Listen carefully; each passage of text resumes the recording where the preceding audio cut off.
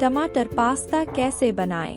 एक बड़ा चम्मच तेल डालें और वीडियो में बताए अनुसार नमक डालें। नमकीन पानी में पास्ता डालें और उसे उबालें। छलनी की मदद से पास्ता को अलग रख दें। तेल एक बड़ा चम्मच, जीरा एक छोटा चम्मच, कटा हुआ प्याज और कटा हुआ टमाटर डालें।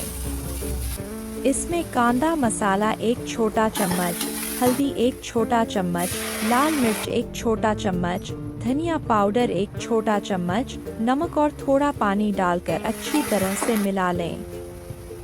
पका हुआ पास्ता डालें और अच्छी तरह मिलाएं। मैगी मसाला डालें, प्लेट को कढ़ाई पर रखें और अच्छी तरह पकाएं। टमाटर सॉस डालें और अच्छी तरह मिलाएं और लीजिए, आपका टमाटर पास्ता तैयार है।